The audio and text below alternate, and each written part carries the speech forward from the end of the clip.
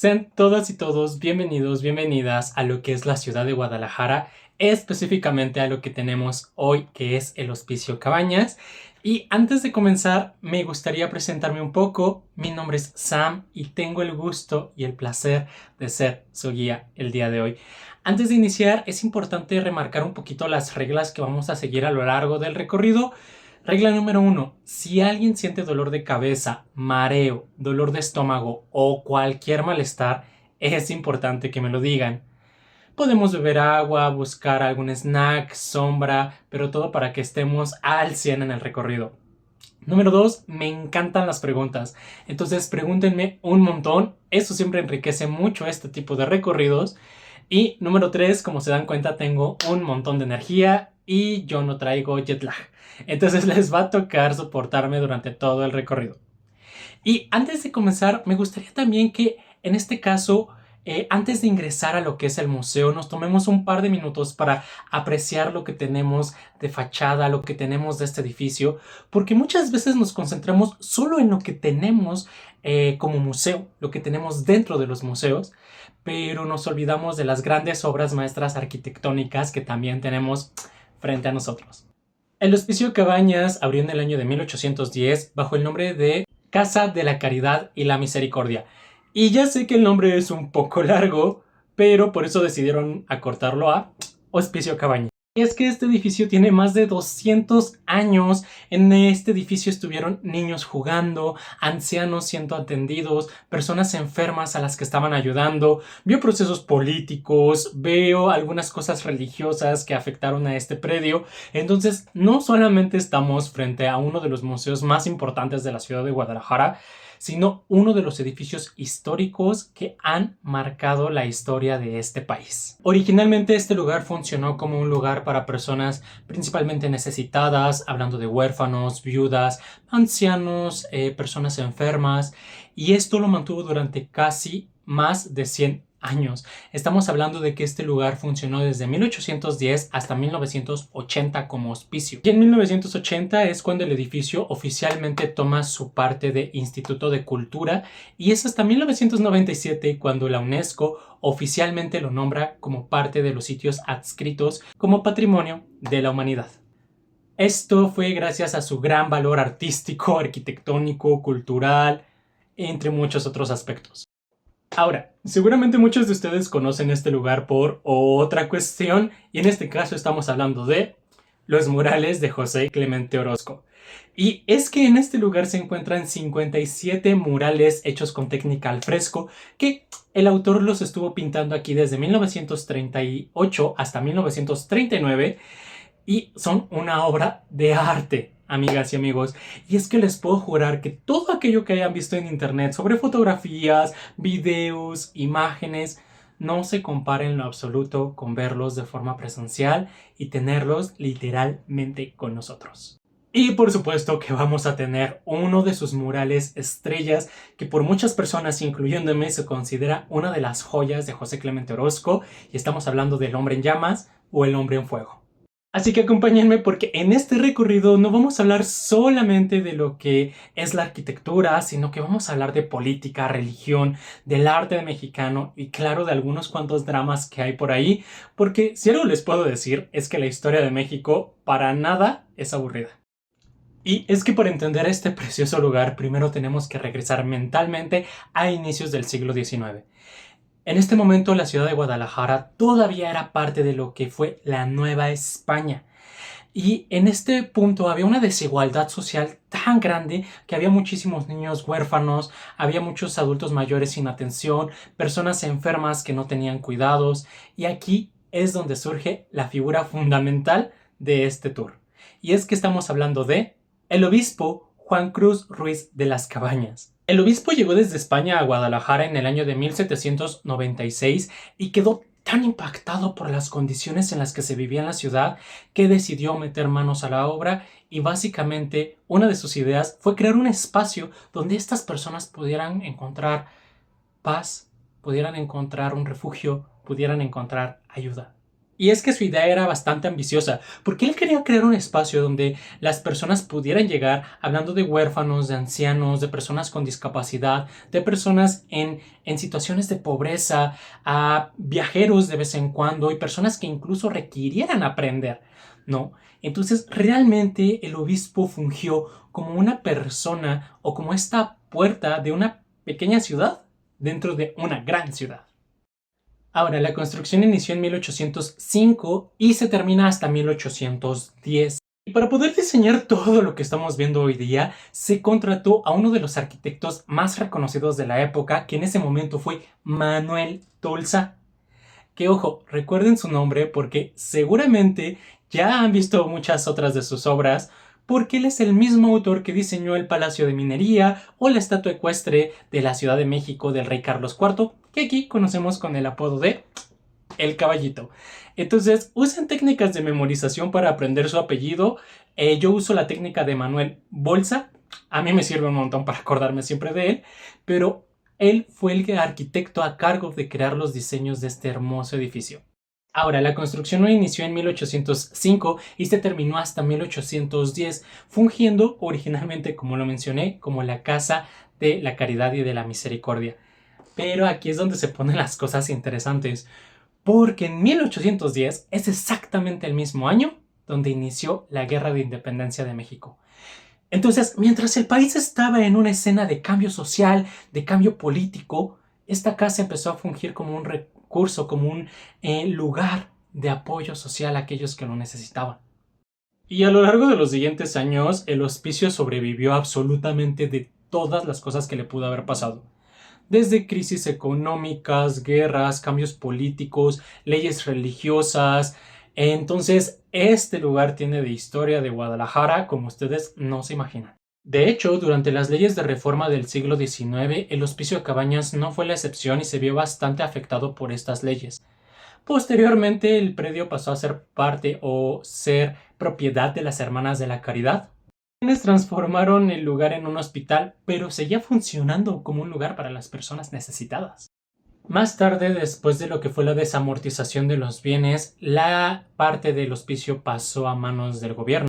Y algo realmente impresionante, si me lo preguntan a mí, es que a pesar de todos esos cambios, este lugar durante casi 170 años jamás perdió su vocación. Siempre estuvo dedicada a ayudar a las personas, a ayudar al necesitado, a ser esa mano que extiende a aquel que lo necesita. Así que imaginen cuántas personas pasaron por aquí, imaginen cuántas historias se vivieron dentro de este lugar, cuántas generaciones de niños crecieron en estos patios. ¿Alguien tiene alguna duda o pregunta hasta ahora? Y probablemente, gracias a eso, es que el Hospicio Cabañas no es como cualquier otro museo. Estamos hablando de que aquí no está separado el arte o la historia de lo que es la condición humana. Ambos están juntos. Estamos hablando de que cada muro, cada pared tiene una historia. Ahora, ya que conocemos un poquito de la historia del edificio, quiero invitarles nuevamente a que apreciemos un poquito de lo que es la arquitectura de este edificio, porque como bien lo mencioné, muchas veces pasamos al interior de los museos sin darnos cuenta en lo absoluto de lo que tenemos frente a nosotros. Eso en sí ya vamos a ver las pinturas, vamos a ver el arte, pero nos olvidamos de la grandiosidad que tenemos en la arquitectura. Y es que el Hospicio Cabañas probablemente es uno de los mejores ejemplos de una obra de arte neoclásico que tenemos en México. Y cuando me refiero a lo que es el neoclásico, quiero decir este estilo arquitectónico un poco más sobrio o un poco más sencillo a la vista. Y básicamente este estilo es una especie de retorno a lo que fueron los estilos arquitectónicos de la antigua Grecia y Roma. Y es que después de tanto barroco, donde los arquitectos tenían esta sobresaturación de elementos ornamentales, pues los nuevos arquitectos dijeron algo como, ¿qué les parece si hacemos algo un poco más sobrio, elegante y sin tanta ornamentación? Y bueno, es como vemos ahora el estilo neoclásico. Y es justamente lo que vamos a ver aquí, ¿no? Vamos a poder ver estas líneas un poco más claras, vamos a hablar de la simetría también, de espacios más limpios, de una proporción y de una sensación incluso de equilibrio. Por ejemplo, observemos ahora lo que es la fachada principal. Como ustedes se dan cuenta, vamos a tener esta hermosa fachada colocada con 6 columnas dóricas.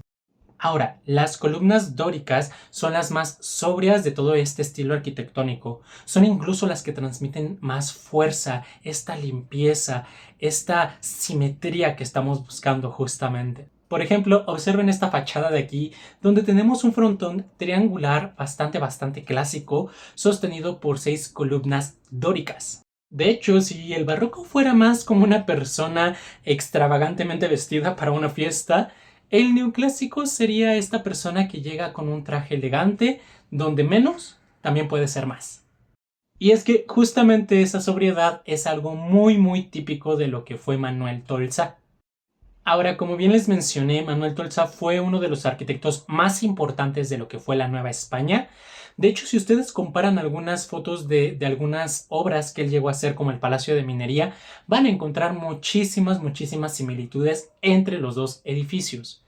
Y es que van a encontrar mucho lo que fue la simetría, el uso de los patios, a estos espacios amplios. Me refiero a que toda la composición arquitectónica gira alrededor de ese punto que es la capilla central. Una de las cosas más fascinantes que me parecen de este lugar es que no está diseñado al azar. Todo está hecho para que la obra se cruce en dos ejes, específicamente cruzándose en lo que era la capilla principal. Por eso, mientras caminemos al interior del edificio, vamos a sentir vamos a tener esta sensación de orden, de paz, de que todas las habitaciones, de que todos los pasillos están girando alrededor de este mismo punto. Ahora, esto no solo fue por una función meramente estética, estamos hablando de que la arquitectura también era funcional, porque aquí, chicas, chicos, tienen que recordar que había muchísimas personas viviendo aquí. Estamos hablando de ancianos, de niños, de trabajadores, de enfermos, de personas necesitadas. El edificio, además de fungir como una zona habitación, tenía que facilitar lo que era la movilidad, tenía que facilitar la entrada de luz, los espacios ventilados, tenía que ser un lugar funcional para la gente que vivía ahí también. Ahora, actualmente el Hospicio Cabañas cuenta con un total de 106 habitaciones, 23 patios, 72 pasillos y 2 capillas. Imagínense todo esto funcionando durante los siglos anteriores. Ahora, estamos hablando de que era un espacio como una pequeña ciudad autosuficiente, donde había lugares para absolutamente todo. Almacenes, habitaciones, había espacios recreativos, de enseñanza. Estamos hablando de que este lugar estaba totalmente planeado. También ayudaban muchísimo las cosas como la ventilación y la luz natural, algo bastante inteligente teniendo en cuenta el clima de Guadalajara, como pueden sentir, y considerando que realmente todavía no había aire acondicionado en esa época. Ahora vamos a hablar de uno de los puntos fuera de lo común de este lugar, y es la capilla mayor. Y es que usualmente las capillas en los lugares religiosos, en lo que son los templos, suelen tener forma de cruz latina o de cruz griega.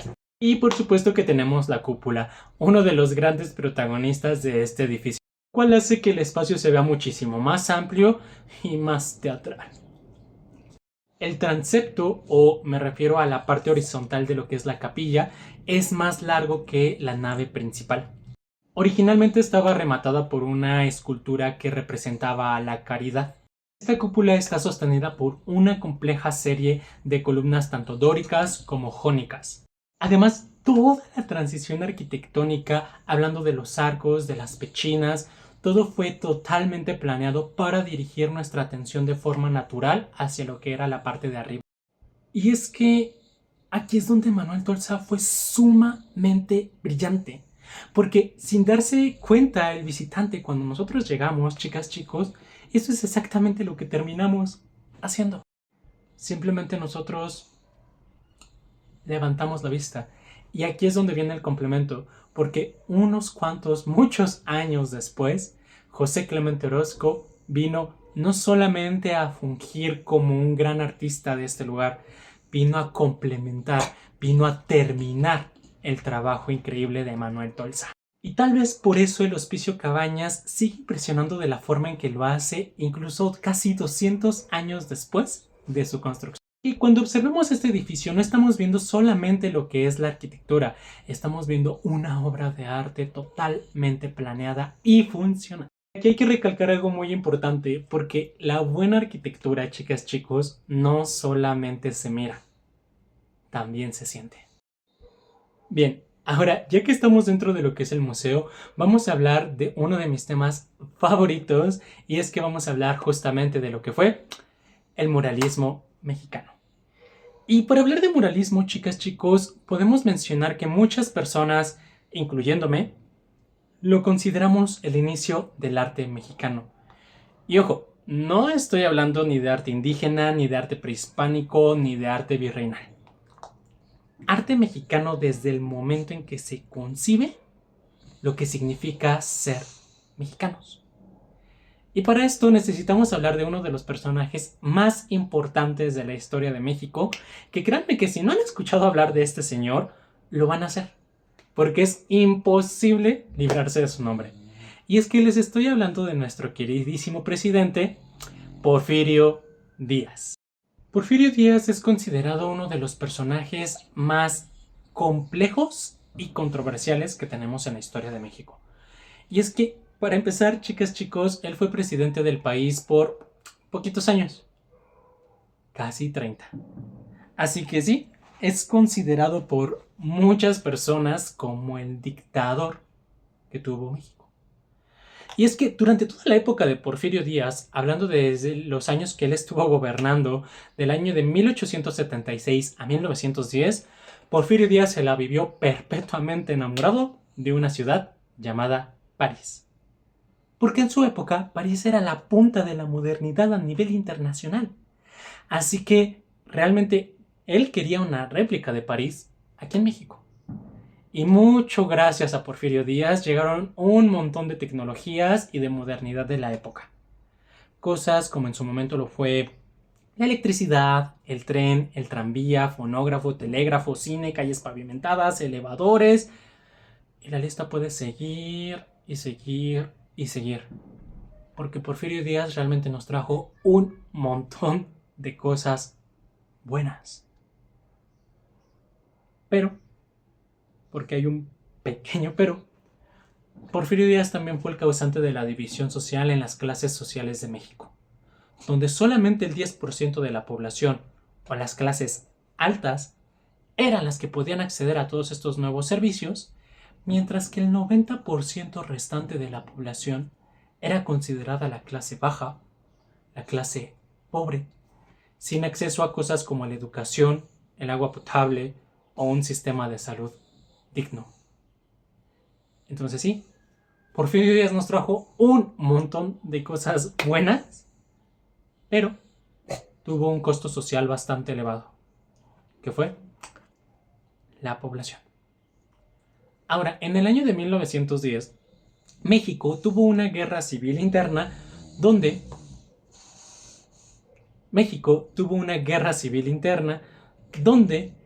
quitamos a Porfirio Díaz del poder. A esta guerra civil, chicas, chicos, nosotros la llamamos la Revolución Mexicana. Y durante los siguientes 10 años, México básicamente fue un desastre. ¿Podrían compararlo, equipararlo como la serie Juego de Tronos versión mexicana? Porque básicamente eso éramos. Juegos políticos, guerras, peleas sin fin, traiciones, matanzas. O sea, estuvo denso el asunto. En el año de 1920, al poder llega otro presidente llamado Álvaro Obregón. Y Álvaro Obregón es considerado por muchas personas como el pacificador que tuvo México. Y es que él se encargó de calmar a la población después de la revolución, y entre algunas de las cosas que él llegó a crear fue la Secretaría de Educación Pública. Ahora, en este punto, el presidente Obregón, de la mano de la Secretaría de Educación, se dieron cuenta de que México tenía dos graves problemas. Problema número 1, México no tenía identidad. ¿Por qué? Porque recuerden que venimos de casi 300 años bajo el sistema de los virreinatos y luego unos cuantos años después, 30 años de Porfirio Díaz tratando de replicar a Francia en absolutamente todo. México no tenía identidad. Surgió esta pregunta principal: ¿qué significa ser mexicanos? Es entonces cuando el gobierno de México, de mano de la Secretaría, van a comenzar estrategias para educar a la población sobre la cultura, la historia, sobre la época prehispánica, la independencia, la revolución, el virreinato. Y es entonces cuando se dieron cuenta de su segundo problema. Gracias a Porfirio Díaz, cerca del 90% de la población no sabía leer y escribir. Y esto era un problema grave. Y de hecho, esta es una pregunta para ustedes. ¿Cuál creen que es la mejor forma de enseñarle a una persona que no sabe leer y escribir? Así es. Imágenes. Cosas que podemos ver y entender sin la necesidad de la palabra escrita. Murales. El gobierno de México le va a empezar a pagar a los grandes artistas de este momento de la historia para que empezaran a crear obra mural hablándonos de la historia, la cultura, de todo lo que significaba ser mexicanos. Y es entonces, y solo entonces, cuando empiezan a surgir grandes nombres del arte mexicano. Nombres que conocemos hoy día como Rufino Tamayo, Roberto Montenegro, David Alfaro Siqueiros, Jorge González Camarena, Diego Rivera, y tal vez uno de los más importantes y conocidos de la ciudad de Guadalajara y a nivel internacional hoy día, mi querido amigo José Clemente Orozco. Y es que ellos, chicas, chicos, comenzaron a ser considerados o conocidos como los primeros maestros, como los primeros educadores que tuvo México. Y es que es gracias al muralismo que tal vez pudimos resolver esa gran incógnita. ¿Qué significa ser mexicanos? Y tal vez la respuesta puede ser algo como: yo sé que no soy europeo. Yo sé que no soy español. Sí, tal vez en algún momento mis padres, mis abuelos lo fueron. Pero yo no. Tampoco soy indígena. Porque a mí se me cortaron las raíces. Sí, de nuevo, tal vez mis padres lo fueron. Pero yo no. Nosotros, somos la combinación entre el antiguo y el nuevo mundo. Somos lo mejor de ambos. Tal vez lo peor también. Somos mexicanos. Nace la palabra mexicano, nace lo que significa ser mexicanos. Y es tal vez gracias al muralismo, chicas, chicos, que ustedes y yo conocemos el clásico estereotipo del mexicano hoy día. Este mexicano con el sombrero, con el bigote, porque los mexicanos sí nos solíamos vestir así en el siglo pasado. Y a veces en este siglo también. Pero ese no es el punto. El punto es que de aquí surgió la identidad. Y en este museo vamos a hablar justamente de uno de los grandes expresionistas del muralismo mexicano en una fase un poco más reciente o más contemporánea a nosotros. Justamente de los murales de José Clemente Orozco. Ahora, desde muy chico, él se vio inclinado hacia lo que fueron las artes y las expresiones. Y un dato curioso es que originalmente estudió agricultura y arquitectura, pero terminó dedicándose a la parte artística. Y ahora que ya tenemos un poco del contexto de lo que fue el muralismo, vale mucho la pena conocer quién fue José Clemente Orozco. Y para iniciar, José Clemente Orozco nació en Zapotlán, Jalisco, en este estado, conocido hoy día como Ciudad Guzmán. Durante su juventud, él quedó profundamente impactado por lo que fue la desigualdad social, los cambios políticos que estaba viviendo México, las injusticias, la Revolución Mexicana, y esto va a permear incluso en su arte posterior, y es algo que también vamos a ver de hecho mucho en los murales de este museo. Ahora, hay un detalle muy importante que me gustaría recalcar, y es que José Clemente Orozco perdió una de sus manos por un accidente de pólvora cuando era joven. Y aún así, se convirtió en uno de los grandes referentes del arte mexicano y de América. Eso también nos habla mucho de su dedicación, de su disciplina en el arte. Y aquí también depende un poquito de los historiadores. Algunos creen que José Clemente Orozco fue el más filosófico y emocional de los tres grandes del muralismo mexicano. Ahora, José Clemente Orozco forma parte de los que llamamos los tres grandes del muralismo mexicano, entre los que también destacan Diego Rivera, por supuesto, y David Alfaro Siqueiros. Sin embargo, el arte de Orozco se caracteriza o se diferencia mucho del de Rivera, porque, por ejemplo, mientras Rivera solía idealizar más lo que era la Revolución Mexicana, él idealizaba más a lo que era el pueblo mexicano, Orozco también nos daba críticas sobre estos mismos temas, ¿no? Nos hablaba de las desigualdades sociales, de los conflictos políticos, de lo que era la corrupción, esta fuerza o pelea del ser humano entre el bien y el mal, quién iba a ganar al final. Entonces es algo muy impresionante de ver en sus murales. Entre los años de 1935 a 1939, José Clemente Orozco pintó en el Hospicio Cabañas uno de los que iban a ser, o lo que iba a ser, el referente de su obra. Aquí vamos a tener cerca de 57 murales al fresco y todos ellos nos siguen expresando o nos siguen hablando de la gran maravilla que era José Clemente Orozco. Y tal vez por eso es que estos murales siguen impresionando incluso 100 años después de que fueron pintados. Y es que José Clemente Orozco realmente no solo pintaba murales, él pintaba emociones humanas. Ahora, entrando, tenemos este primer mural que nos habla justamente de la Universidad de Guadalajara y tenemos también lo que es el remate del Hospicio Cabañas. Del lado opuesto tenemos lo que es la ciudad de Guadalajara, pintado con estos hermosos colores que nos hablan también de estas llamas que están llegando a la ciudad como tal. Ahora, yendo hacia el lado izquierdo, tenemos este mural que podríamos incluso nombrar como lo desconocido. Algo importante de mencionar es que muchos de los murales de José Clemente Orozco no tienen nombres dados por el autor.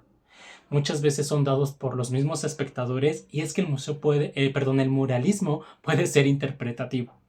Y en este mural vamos a ver a una figura envuelta en un manto azul, vamos a tener que no tenemos una forma específica de quién es y también tenemos a un guerrero, tenemos a un soldado. ¿Podría este soldado representar al conquistador que está saliendo en busca de lo desconocido? Es Occidente llegando a América, pero aplastando, destrozando, colocándose como este símbolo de la nueva era que está por venir. Posteriormente tenemos a lo científico, que es esta rueda que representa un sol naciente, que está literalmente en una pila de lo que fueron símbolos indígenas. A mi modo de ver, es la forma en que fue introducida esta tecnología, que fue introducida esta civilización y que terminó aplastando a todas las culturas indígenas. Que ojo, es importante mencionar que la rueda ya existía aquí, pero no era funcional en muchos de los casos, ¿vale? Entonces, sí nos está hablando de este sol naciente que llega junto con la cientificidad. Y el tercer tema que podemos representar aquí puede ser lo banal.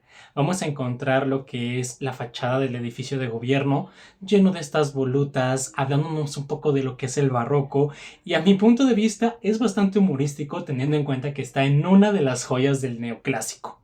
Y ahora vienen los murales del lado opuesto. Aquí vamos a ver primero una gran escena compuesta de estos dos murales de lo que es la ciudad de Guadalajara. Vamos a encontrar unos tonos muy grises, vamos a encontrar unos tonos muy tristes incluso. Y en la parte de arriba, como se darán cuenta, tenemos una serie de caballos apocalípticos, ¿no? A mi punto de ver es justamente esta gran sangre, esta gran matanza que llegó no solamente sobre Guadalajara, sino hablando de todo lo que es México en particular. Y del otro lado tenemos una torre de una iglesia, que esto bien puede fungir como la parte de la religión. Y podemos describir como uno de los grandes, grandes aportes que hizo la conquista al país, que fue justamente eso, traer e imponer la religión. Y ahora en este tercer tablero tenemos lo que es la representación del escudo de Guadalajara. Tenemos a estos conquistadores que llegaron, que se asentaron, que aportaron su cultura al momento de llegar al Nuevo Mundo, que conquistaron, que arrasaron. Y aquí es importante que analicemos estos 6 tableros que tenemos, que están contrapuestos. Y es que es muy, muy interesante ver cómo se contraponen unos a otros. Vamos a tener a lo trágico, los caballos, contra lo banal, que es el edificio. Tendremos lo científico, que es la rueda, y tendremos lo religioso, que es la torre. Tendremos lo desconocido, que es esta figura envuelta, mientras que del otro lado tenemos lo conquistado, representado por los caballeros. Podríamos mencionar que tenemos el mismo sistema de contraposición en el otro lado de la nave. Y es que, para empezar, vamos a tener a este juego de 3 murales completos, donde tenemos a Cabañas en el primer mural, hablándonos del creador, hablándonos de quien tuvo la idea de fundar esta parte caritativa. Posteriormente, tendremos al pueblo, para quien fue creado, para los pobres, los huérfanos, los enfermos, aquellos necesitados. Y luego tendremos a los demagogos, que tratan de manipular, que tratan de explicar, que tratan de exhortar a la gente a que se vayan con ellos. Sin embargo, el pueblo está yendo a donde está la real o la verdadera caridad, donde realmente es efectiva. Están yendo hacia quien se preocupa realmente por el pueblo. Frente a estos tableros vamos a tener otro juego de 3, donde en este caso vamos a estar hablando de la esclavitud, de la mecanización, de todas estas púas que nos están hablando de una represión, de un sistema que está controlando. De ya no queda absolutamente ningún rasgo de humanidad sobre aquellos que están controlando, sobre aquellos que ostentan el poder, que son incluso caracterizados como viles animales, que se esfuerzan por mantener la opresión, que se esfuerzan por mantener todo el sistema corrupto, que tienen todos estos símbolos del poder, como lo es como lo es el látigo, como lo pueden ser las botas, que son retratados como payasos, que son retratados como unas figuras satíricas, que se gozan, que se mofan, que disfrutan del control que están ejerciendo sobre otros, que han perdido su humanidad. Ahora tenemos 2 pequeños medios puntos que nos hablan de una parte muy esencial de lo que fue la América. En este caso tenemos la conquista militar y la conquista religiosa. La obra civilizadora del militar y del monje. Por un lado tendremos las figuras de los frailes simétricamente colocados y van a poder observar que tenemos cuerpos de indígenas. Los frailes están doliéndose por esta pérdida, están doliéndose por estas víctimas que sufrieron, por esta pérdida del valor humano. Y frente a ellos tenemos la representación del militar completamente ataviado con su armadura y tendremos al militar desnudo. En este caso estamos hablando de que ellos están descansando, vigilantes. Tenemos la expresión de una máquina de guerra completamente y la expresión del desnudo, que puede hablarnos de una construcción, de aquella obra destructora que también es necesaria para construir, para crear cosas nuevas. Y cerrando lo que es la nave tenemos otras 2 figuras que representan a otros 2 caballeros o 2 conquistadores armados, completamente ataviados de armadura, y tenemos otras 2 representaciones de la hispanidad. Tenemos a el Cervantes y al Greco. De las 6 bóvedas que forman el cañón de lo que es la capilla, 4 de ellas están dedicadas a lo que es la conquista, 1 está dedicada a la evangelización y otra más está dedicada al misticismo. Y esto lo vamos a ver con la figura de Felipe II. En la primera de estas bóvedas, como van a poder observar, tenemos a Hernán Cortés, que está ataviado con su armadura, que a sus pies tiene al pueblo indígena, a todos aquellos que destrozó, que mutiló, que destrozó. Y arriba de él, una especie de ángel, una especie de voz que le está susurrando, que lo está guiando. Se le nota esta forma grandilocuente de poder expresarse, se ve orgulloso, se ve lleno de coraje, seguro de lo que está haciendo. Ahora, si lo comparamos con la bóveda contraria, vamos a tener a este religioso que está tomando la cruz, que tiene justamente a un indígena a sus pies, que también le están susurrando, que también se le ve orgulloso, que también se le ve digno. Pero a mi punto de ver, también nos habla de la conquista espiritual, que también hubo sangre y pérdida. Y esto a mí me gusta mucho retratarlo por la forma de cruz que tiene. Como se dan cuenta, es una cruz puntiaguda. Es una cruz que podría parecer incluso una espada, ¿no? Hablando, a mi punto de vista, desde la imposición de la religión. que también fue una matanza de culturas, desde otra perspectiva. Algo que no podemos negar es el ABCD que está detrás, hablando del nuevo idioma que llegó, de la imposición de la lengua, de la enseñanza de la escritura de este nuevo idioma.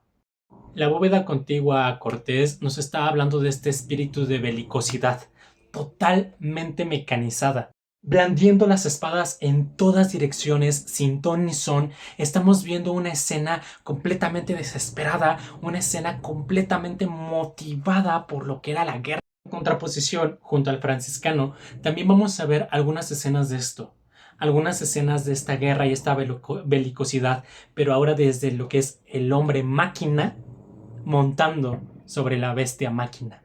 El hombre de hierro llegó a América. Y ojo, esto no solamente por sus vestiduras.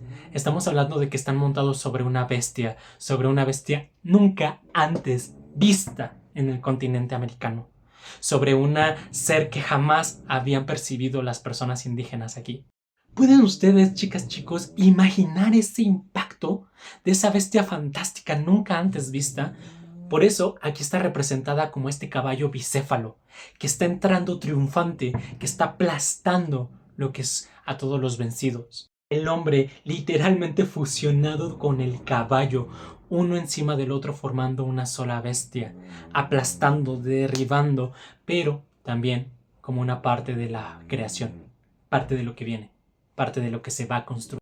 Continuando con los murales del lado de Cortés, vamos a tener nuevamente a otro caballo mecanizado, pero este está unido a una especie de riel. Para mí es la representación de cómo avanzó ese ejército, cómo avanzó el imperio de Carlos I, Carlos I de España, V de Alemania, en lo que fueron las Américas, de una forma avallazadora, arrasadora, que literalmente acabó con absolutamente todo, pero que también nos habla de ese imperio donde el sol nunca se ponía. En el otro extremo de la nave tendremos la visión de Felipe II. Nos está hablando de esta representación del mismo gobernante.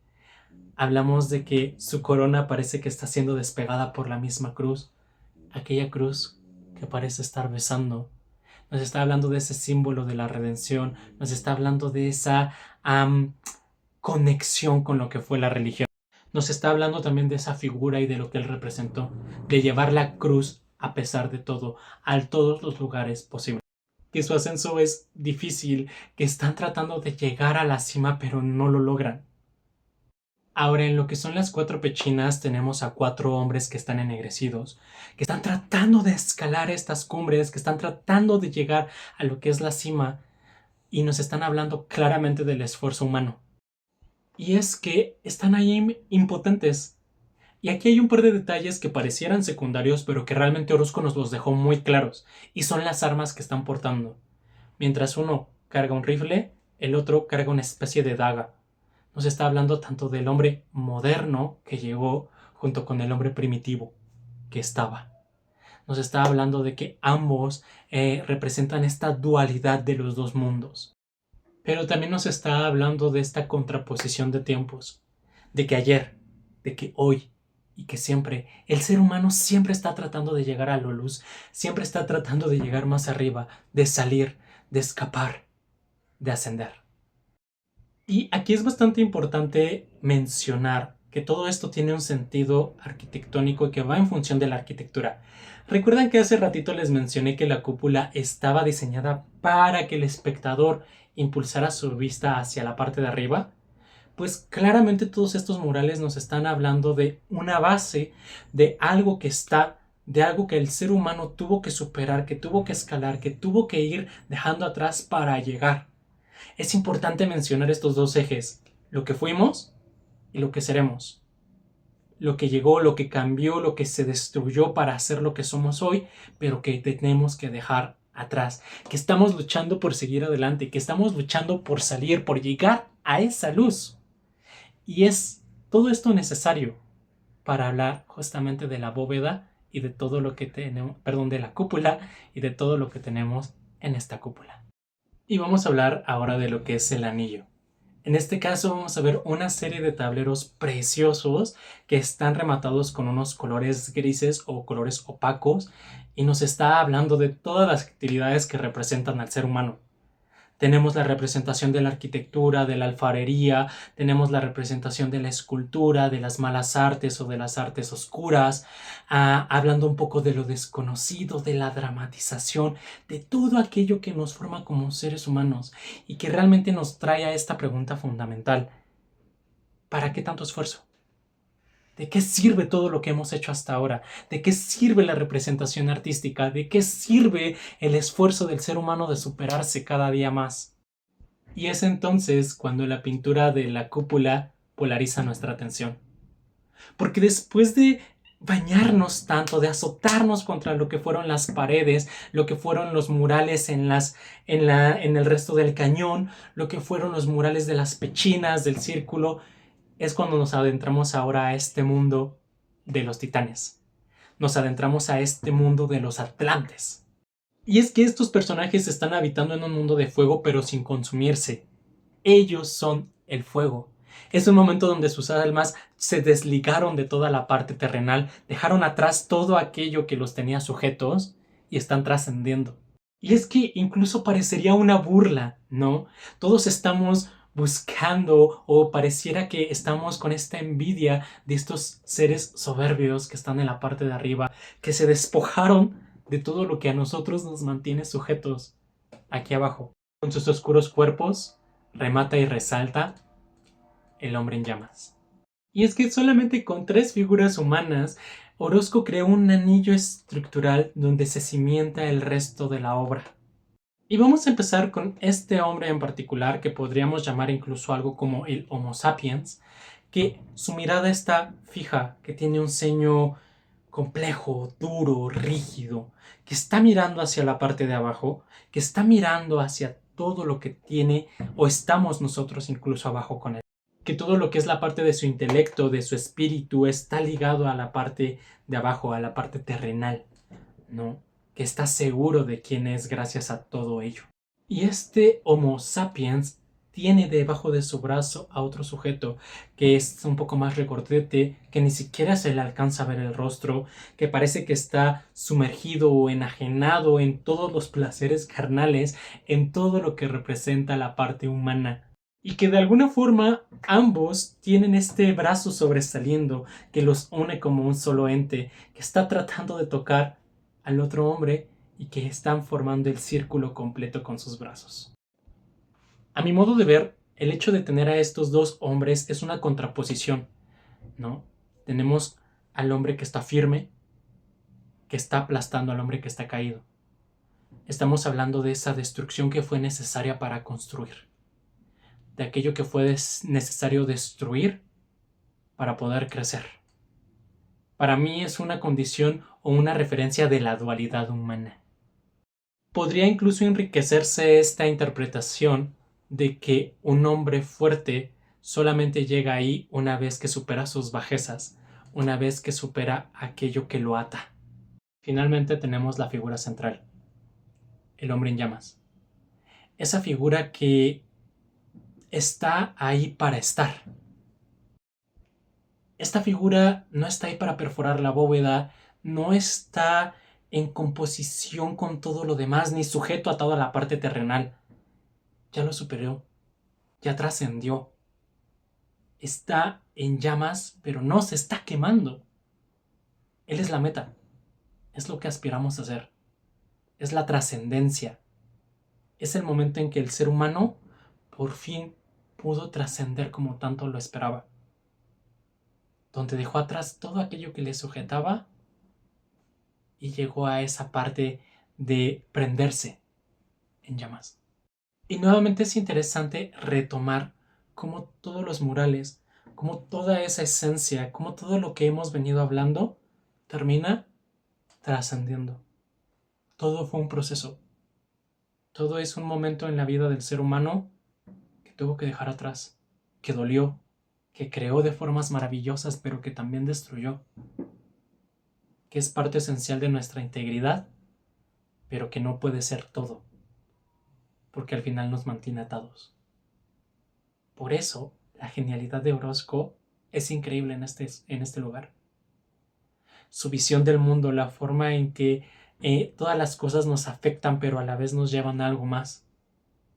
Este paso difícil del ser humano para poder llegar a donde queremos llegar, este proceso de tener que escalar, de este proceso de que siempre estamos en constante cambio, es lo que Orozco nos quería representar, a mi punto de vista. Pero, como bien les mencioné, amigas, amigos, el moralismo puede ser completamente interpretativo y me gustaría pensar o escuchar más bien qué es lo que piensan ustedes sobre estos murales.